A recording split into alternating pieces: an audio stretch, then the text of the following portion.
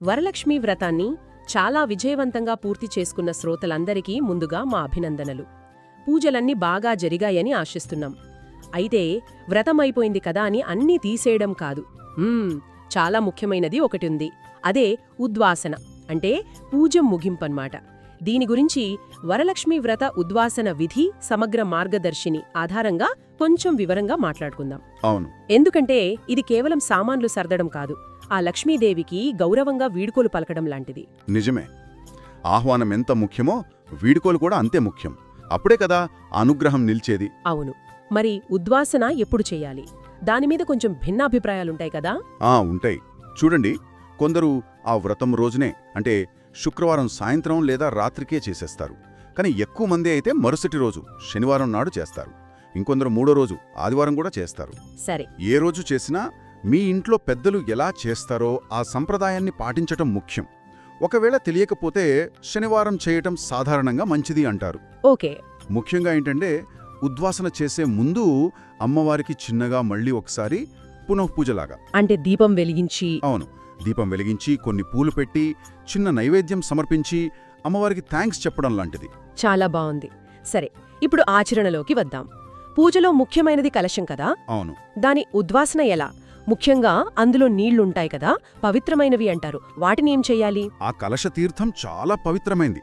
దాన్ని ముందుగా ఇంట్లో ఉండే మామిడి ఆకులు తీసుకుని ఇల్లంతా చిలకరించాలి. ఓ, ఇంటి శుద్ధికి అన్నమాట. అవును, గృహశుద్ధి అవుతుంది. ఆ తర్వాత ఇంట్లో వాళ్ళందరూ కొద్దిగా కొద్దిగా తీర్థంగా తీసుకోవాలి. ఇంకా మిగిలిపోతే ఆ నీటిని తులసి కోటలో గాని లేదంటే ఏదైనా పూల మొక్క మొదట్లో గాని పోసేయాలి. కాళ్లు తొక్కే చోట వేయకూడదు, అంతే కదా. అంతే, అస్సలు వేయకూడదు. మరి కలశం కింద బియ్యం పెడతాం కదా, పీఠంలాగా, వాటి సంగతేంటి? అవును, ఆ బియ్యం, వాటిని అక్షత పీఠం అంటాం.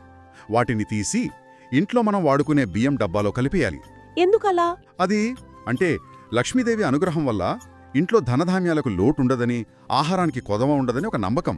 అన్నపూర్ణాదేవి కటాక్షం కూడా ఉంటుంది. అద్భుతం. నీళ్లు బియ్యమయ్యాయి. ఇక కలశం పైన ఉండే కొబ్బరికాయ? కొబ్బరికాయ, దాన్ని జాగ్రత్తగా తీయాలి. తీసి దేవుడి పటం ముందు కొట్టి ఆ కొబ్బరితో ఏదైనా ప్రసాదం చేయాలి. ప్రసాదం అంటే?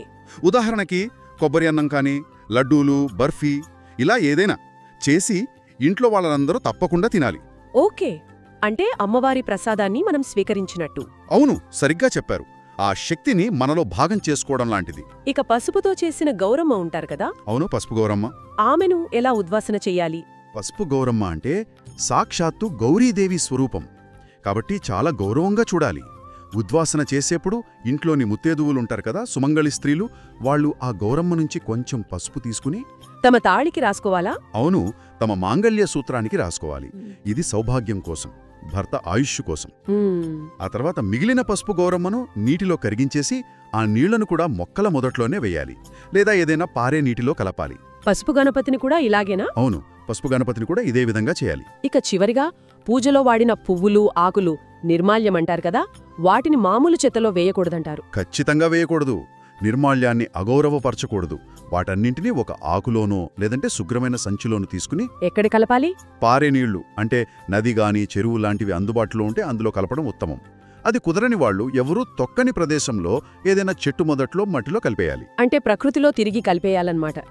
అవును, పూజలో వాడిన ప్రతి వస్తువుని గౌరవంగా ప్రకృతికి అప్పగించడం. విన్నారు కదా, వరలక్ష్మి వ్రతం చేయడం ఎంత ముఖ్యమో దాన్ని ముగించే ఈ ఉద్వాసన కూడా అంతే శ్రద్ధగా, నియమంగా చేయడం చాలా ముఖ్యం. నిజమే. అప్పుడే ఆ వ్రతఫలమనేది మనకు పూర్తిగా దక్కుతుంది.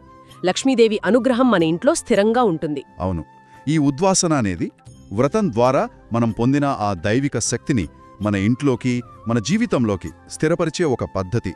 ఇది కేవలం ముగింపు కాదు, వచ్చే ఏడు మళ్లీ అమ్మవారిని పిలుచుకునేదాకా ఆ ఆశీస్సులు మనతో ఉండేలా చూసుకునే ప్రక్రియ. ముగించే ముందు ఒక చిన్న విషయం ఆలోచిద్దామా? చెప్పండి. ఈ ఉద్వాసంలో మనం చూసినట్టు నీళ్లు, బియ్యం, పసుపు, కొబ్బరికాయ, పువ్వులు, ఇవన్నీ మామూలు వస్తువులే.